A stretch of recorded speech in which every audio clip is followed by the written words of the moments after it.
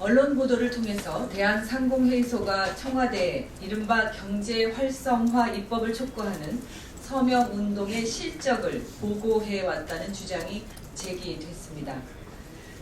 경제단체가 추진하는 입법 촉구 서명운동에 대통령이 참여한 배경에 의혹이 제기될 만합니다.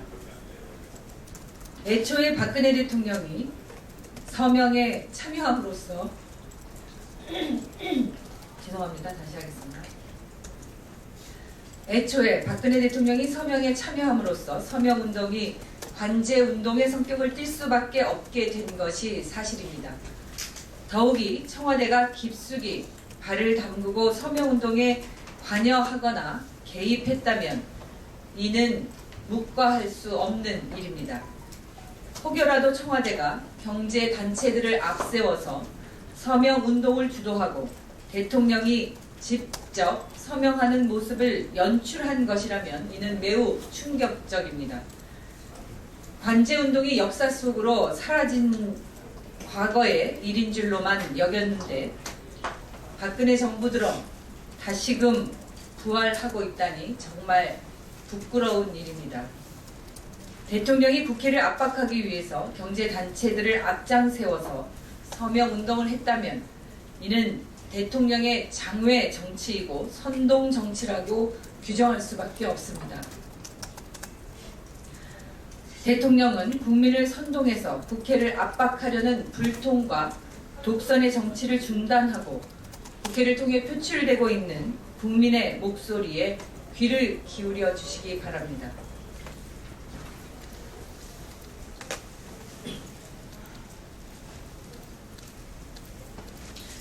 온몸을 얼어붙게 하는 맹추위가 기승을 부리고 있습니다. 이런 가운데 일본 대사관 앞 소녀상을 지키고 있는 대학생들의 노숙이 벌써 21일째입니다. 그러나 정부는 여전히 침묵만 하고 있고 그나마 추위와 바람을 막아줄 텐트의 반입마저 경찰이 막고 있는 상황입니다. 학생들의 건강이 심각하게 우려됩니다. 박근혜 대통령은 젊은 학생들이 오죽하면 소녀상 지킴이를 자임하면서 이 엄동설안에 노숙을 할 수밖에 없는지 돌아봐야 합니다. 학생들의 노숙은 정부가 10억엔에 팽개친 민족적 자존심을 지키겠다는 몸부림이고 왜곡된 역사를 허용하지 않겠다는 의지의 표현입니다. 위안부 강제동원을 부인한 아베 총리의 발언으로 지난 한일 외교장관 합의는 사실상 무효가 되었습니다. 그런데도 우리 정부는 한마디 비판조차 못하고 양국 간 위안부 피해 문제 해결을 위한 합의 이행이 중요하다는 입장만 되풀이하고 있습니다.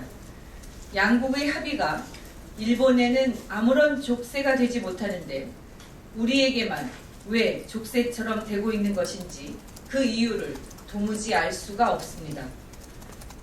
해법은 간단합니다. 일본 스스로 파기한 양국의 합의를 원점으로 돌리고 소녀상 이전은 없음을 정부가 분명히 한다면 이 추운 겨울 젊은 학생들이 길거리에서 떨 일은 없을 것입니다. 정부는 더 이상 국민들을 실망시키지 말고 일본의 거짓된 약속에 목을 매는 태도를 버리고 일본의 당당한 모습을 보이길 강력히 촉구합니다.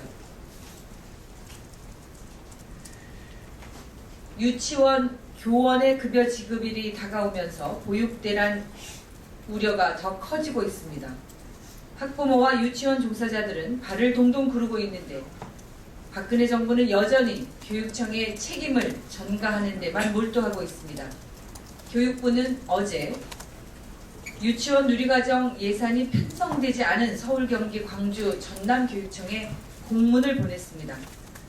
광주, 서울, 전남은 내부 유보금 이용을 통해서 유치원 누리과정 예산을 우선 집행하고 경기도는 누리과정 예산을 준 예산으로 편성 집행할 것을 촉구하는 내용입니다. 앞에서는 교육부 장관이 교육감들과 만나서 대화하고 뒤로는 교육청에 한 장짜리 공문을 보내서 또다시 멱살을 죄는 졸렬한 행태에 유감을 표하지 않을 수 없습니다. 또한 기재부와 교육부는 최근 보도자료를 통해서 교육청 자체 재원과 지자체 전입금 등으로 누리과정 예산 전액을 편성할 수 있다면서 사실을 호도하고 혁신학교와 무상급식 등 교육 공약을 포기할 것을 종용하고 있습니다. 결국 초중등 교육을 마비시키고 퇴보시키면서까지 교육감들의 손발을 묶고 교육청을 무력화시키려는 속내를 드러낸 것이 아닙니까?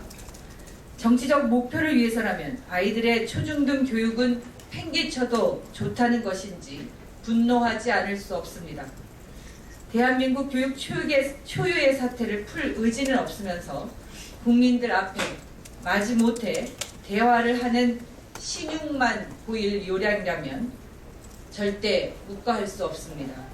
지금이라도 정부가 추경 편성을 검토한다든가 예비비를 집행해서 사태 해결의 실마리를 찾아야 한다는 점을 분명하게 밝혀둡니다. 박근혜 대통령 후보가 국가 책임 보육을 약속한 공약집에 명기한 것처럼 책임 있는 변화가 필요한 때입니다. 국민들은 정부의 전향적인 태도 변화를 통해서 사태 해결을 원하고 있다는 사실을 한시도 잊어서는 안 될 것입니다. 오늘 더불어민주당 최고위원회에서는 총선 승리를 위해 젊은 신진 인사들을 중심으로 당의 활력을 극대화하고 역동적인 정당으로 탈바꿈할 필요가 있다는 데 의견을 모았습니다. 해서 뉴파티 위원회를 설치하기로 의결했습니다. 뉴파티 위원회는 정치 혁신과 정당 문화의 쇄신을 바라는 국민 여론에 부응하여 이를 선도하는 정당으로 나아가기 위한 비전과 부상을 실천해 나갈 계획입니다. 22일 오전 10시 30분에 당대표 회의실에서 당무위원회를 열기로 했습니다. 안건은 중앙선거대책위원회 설치 및 구성의 건 등입니다. 또 오늘 최고위원회는 지난해 하반기 노동계 인사들을 대규모로 신규 권리당원으로 입당시키면서 당의 외연 확대에 노력한 전국 노동위원회의 노고를 치하하여 포상을 하기로 했습니다. 전국노동위원회는 지난해 7월 30일부터 12월 말까지 전국을 돌면서 각 지역을 대표하는 노동계 인사 3,588명을 입당시켰습니다. 구체적으로는 울산 500명, 광주 300명, 전북 160명, 인천 1,015명, 서울 1,180명, 충청 200명, 제주 200명, 창원 등 기타 지역 33명입니다. 또한 지난해 12월 3일 창립대회를 가졌던 전국농어민위원회 역시 731명을 정책회원의 형태로 신규 당원 가입을 시켰습니다. 최근 더불어민주당의 10만 명의 당원이 온라인을 통해서 입당하고 역량 있는 신진 인사들이 당에 입당하면서 주목을 받고 있습니다. 그 이전에 지난해부터 우리 당은 외연을 확대하기 위한 많은 노력들과 신규 당원 입당의 성과들이 있었다는 점을 다시 한번 알려드립니다. 이상입니다.